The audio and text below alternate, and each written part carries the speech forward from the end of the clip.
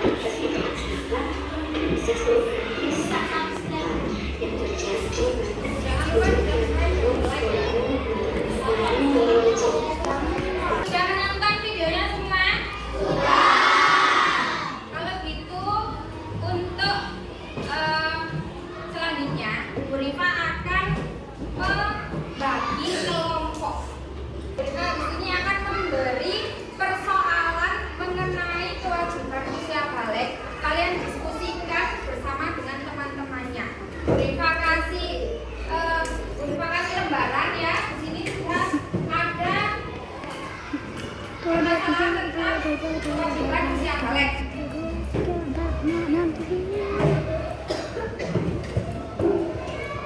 Ini kelompok 1 di sini. Ada 4 kuda. Diskusikan bersama kelompoknya masing-masing. Kalian boleh mencari di internet melalui HP kalian masing-masing tentang permasalahan yang ada di lembaran ini. Terus nanti kalian presentasikan per kelompok. Paham? Paham. Silakan dimulai diskusinya.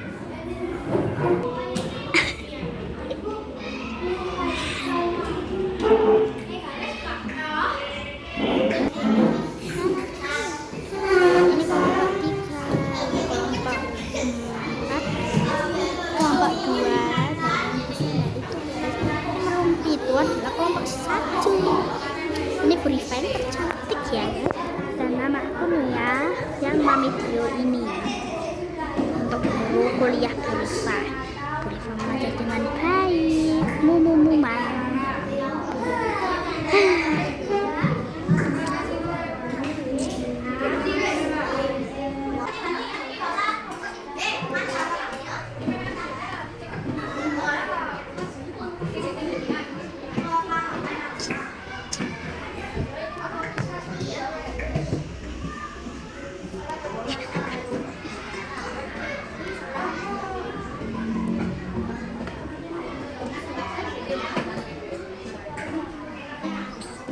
Seperti yang Bu Riva katakan tadi, setelah kalian berdiskusi, kalian harus mempresentasikan hasilnya di depan teman-teman kalian. Oke, siapa yang mau maju dulu? Kelompoknya siapa? Kelompoknya siapa? Silakan ditunjuk siapa yang berbicara di depan.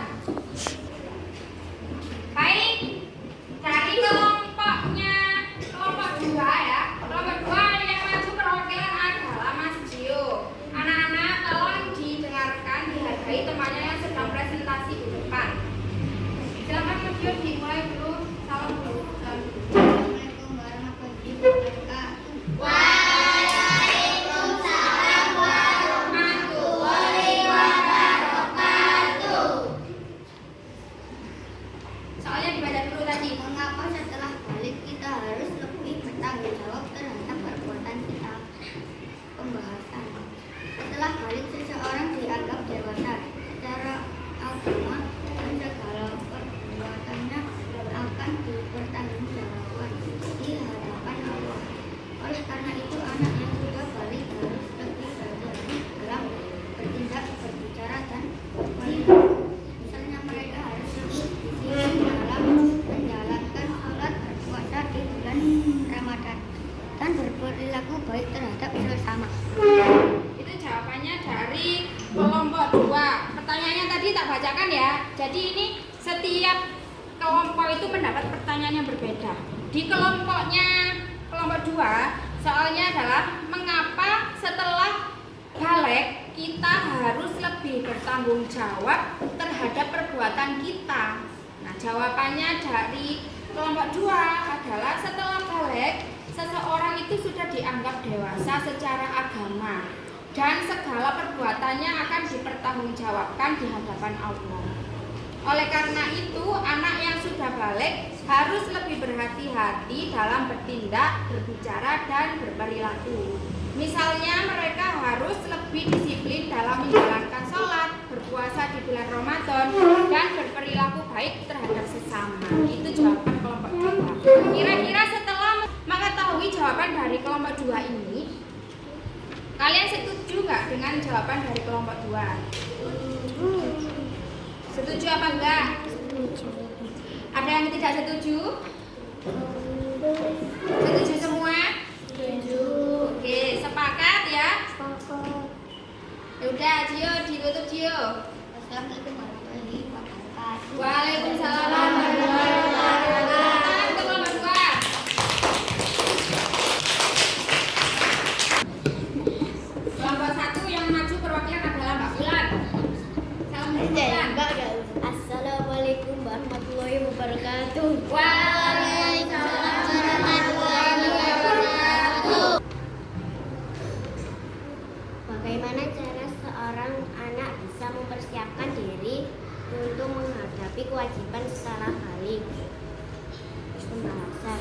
Beberapa cara untuk mempersiapkan diri menghadapi kewajiban balik antara lain: meningkatkan pemahaman agama dengan belajar agama dari orang tua, guru, atau melalui buku-buku agama. Anak bisa memahami lebih dalam tentang ibadah dan kewajiban setelah balik. Latihan ibadah sejak dini. Sebelum balik, anak bisa berlatih untuk sholat 5 waktu dan berpuasa, sehingga kita mencapai usia balik. Mereka sudah terbiasa mengatur waktu dengan baik. Setelah balik, anak harus bisa mengatur waktu antara belajar, bermain, dan ibadah agar semua kewajiban terlaksanakan dengan baik. Minta bimbingan dari orang tua atau guru. Bimbingan dan nasihat dari orang tua atau guru sangat penting dalam menjalankan kewajiban setelah balik. Sudah? Itu jawaban dari kelompok 1. Apa tadi pertanyaannya, Mbak Ulan? Diulangi lagi. Pertanyaannya, bagaimana cara seorang anak bisa mempersiapkan diri untuk menghadapi kewajiban setelah balik? Nah, bagaimana cara seorang anak mempersiapkan diri untuk menghadapi kewajiban setelah balik? Itu tadi jawabannya Mbak Wulan, atau kelompoknya Mbak Wulan. Salah satunya tadi ada apa tadi? Yang paling menarik itu ada mengatur waktu dengan baik. Mengatur waktu dengan baik itu maksudnya antara ini ya Mbak Wulan ya, antara bermain, beribadah, dan belajar ya. Oke, ada yang mau bertanya atau ada yang tidak setuju dengan jawaban dari kelompoknya Mbak Wulan? Kelompok 1. Setuju semua? Setuju. Oke, kalau gitu silakan ditutup Mbak Wulan. Assalamualaikum warahmatullahi wabarakatuh. Waalaikumsalam warahmatullahi wabarakatuh. Tepuk tangan untuk kelompok 1. Dari diskusi tadi bisa disimpulkan ya bahwa usia balik itu adalah patokan kita untuk memulai tanggung jawab ibadah. Seperti pertanyaan di awal tadi, mengapa Islam itu menetapkan balik sebagai awal dimulainya tanggung jawab ibadah? Jawabannya itu tadi. Seperti yang sudah kalian diskusikan tadi, sudah kalian presentasikan, ternyata ketika sampai sudah balik, sampai itu dianggap sudah dewasa ya. Maka dari itu, sampai bisa membedakan yang mana yang baik, mana yang tidak baik. Nah, coba anak-anak tadi tanda usia balik itu ada berapa yang kita pelajari? Ada 3 ya. Yang pertama melaksanakan Sholat. Terus yang kedua mencari ilmu. Yang ketiga menuntut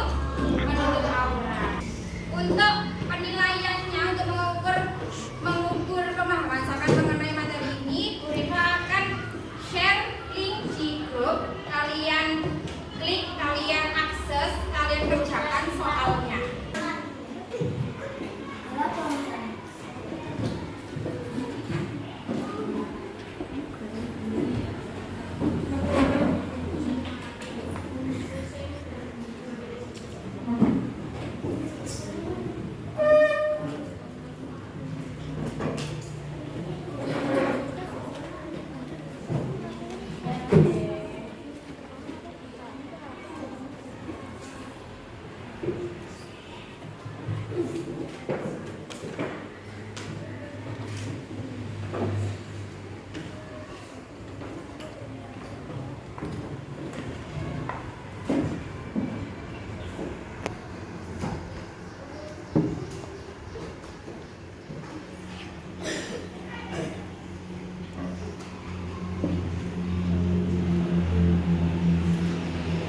Dapat berapa?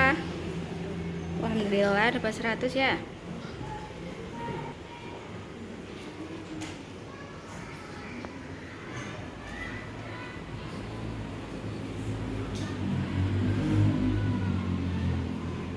Alhamdulillah anak-anak sudah selesai. Kalian juga sudah mengerjakan soal yang Bu Diva share tadi di grup ya. Hasilnya sungguh memuaskan, banyak yang